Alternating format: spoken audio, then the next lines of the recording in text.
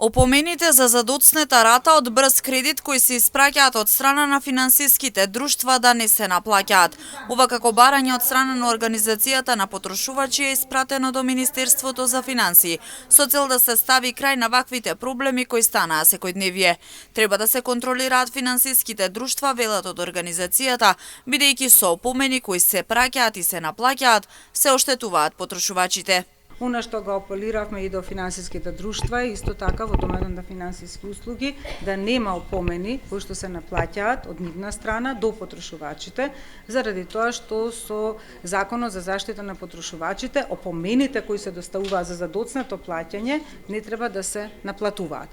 И понатака продолжува тоа, така да тука веќе би требало да се баравме до Министерство за финансии како надлежна институција која што врши надзор, односно ги контролира овие финансиски друштва, дека треба да се обрати до нив, односно да ги обавести дека не треба тоа да го прават, во исто време кога потрошувачите се оштетуваат во енормен број нели со вакви опомени.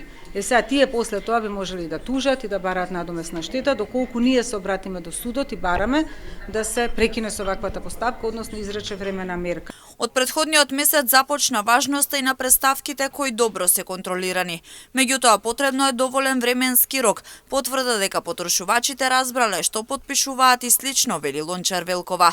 На таков начин нема да се повторуваат случаите со кои деца ги задолжиле своите родители или земање брз кредит со украдена лична карта и слично.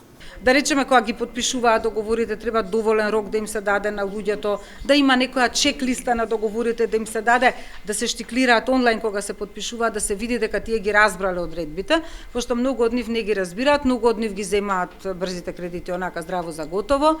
Знаете дека многу лица кои што беа и малолетни, не малолетни, меѓутоа еве само што завршиле гимназија со 18 години, ги задолжува и своите родители, баби, дедовци, и исто така имавме крадени лични карти. И исто така имавме неповолни услови во самите нечесни одредби во договорите, во самите тие кредити, каде што се бараше конкретно одредено лице со одредени квалификации, односно дека има толку плата, дека работи во администрација и така натаму, да биде услов, нели, како гарант, услов за да биде гарант, а тоа ако не се исполни, казната имаше договорни казни. Граѓаните кои подигнале брз кредит често пати добиваат опомени, дел од нив закаднувачки пораки, предупредување на домашна адреса и инволвирање на останати членови од семејството. Од Организацијата на потрошувачи ги охрабруваат граѓаните да пријават вакви и слични случаи поврзани со брзите кредити.